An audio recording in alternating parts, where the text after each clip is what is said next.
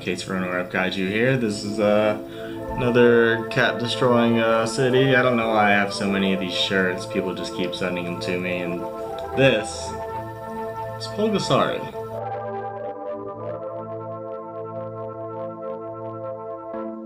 A village overthrows their oppressive rulers with the help of Pulgasari, a monster built with a handful of rice and a blacksmith's last breath while that blacksmith was imprisoned.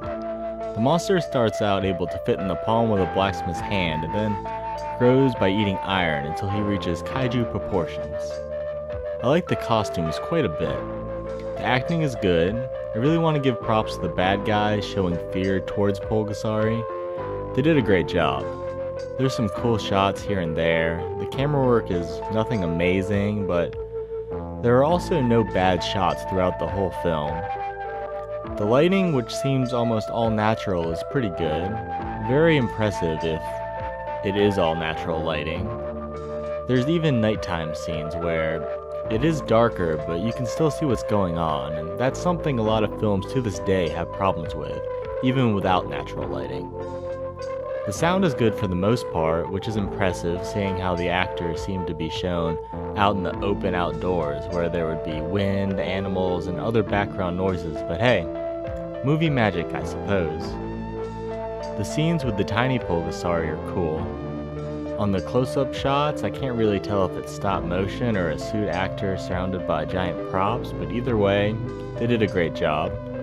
The human-sized monster suit isn't very impressive, but it does come with movable eyes, which I like, and the suit actor does a good job making him seem like a creature and like a child. And throughout his growth, the actor gives him unique characteristics and mannerisms, which helps give the mute creature honestly more personality than most of the characters in this film. Well, he does growl, so not completely mute. He's not given a bunch of powers. He eats iron, grows, he can spit back cannonballs, and seems to be able to heat up water. The antagonists are pretty unlikable. They don't care about the well-being of the peasants. They'll do what they want. They're better antagonists than most modern movies, to be honest. Though, outside of evil ruler, there's not much personality given to them. At least they're given different outfits. But what they are, they work.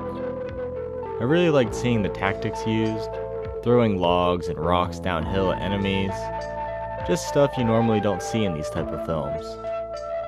At one point, the bad guys trap Pulgasari in a wooden cage and light it on fire, and that's probably the best scene in the movie. Sometimes you don't need anything special with the effects. A giant fire is going to look cool in real life, and it's going to look cool on film.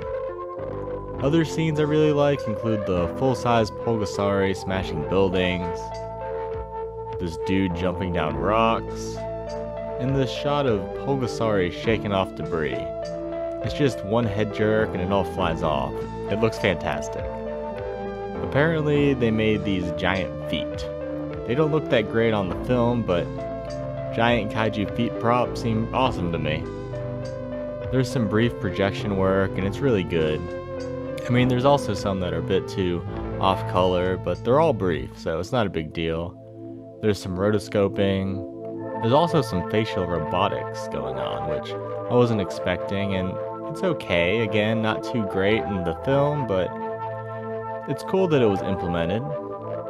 There's a severe lack of music, and this hurts the already slow pacing of the film. And when there is music, it's very strange arrangements. The sound quality works, and the notes are fine, but the songs are just odd, at times circusy. It's mostly synth music, which just doesn't mesh well with the time period portrayed. In the third arc, there's some more traditional tunes, including some nice menacing arrangements, but while they may help show the terror that is Pulgasari, they don't make anything exciting. Once Pulgasari starts growing and helping the villagers fight the bad guys, the story unfolds exactly how you'd expect. No real plot twists or anything to keep things interesting. There's more than a few human fight scenes, and they're all pretty lackluster. We don't care about the countless nameless villagers. Sure, we don't like the bad guys, but I'm still pretty indifferent every time a good guy dies. The male protagonist is lame. He's just a mostly silent macho guy equipped with a Rambo, Liu Kang red headband. I didn't care about him at all, to be honest. The female protagonist is better. She has more of a personality, but still nothing memorable. I think that's the main problem. There's a lot of human parts, and they're really not great. What's worse is that a lot of it seems unnecessary to the story. The finale doesn't help much either.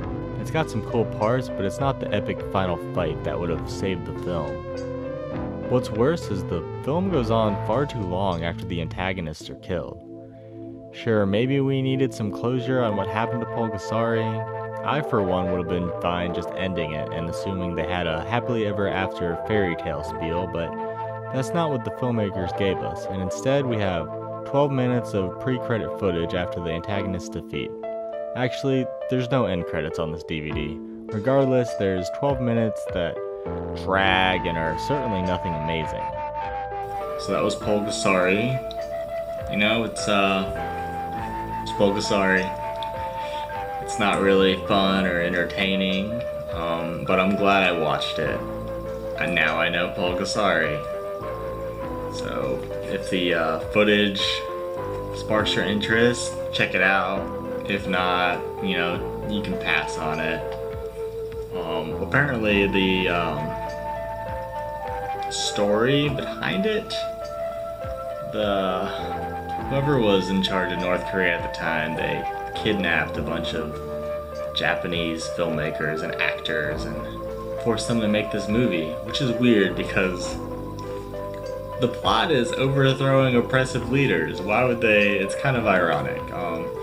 But there's a documentary, there's a book, but there's a documentary that came out a few years ago about the backstory behind the movie, which might be more interesting than the movie, so I'm going to check that out next.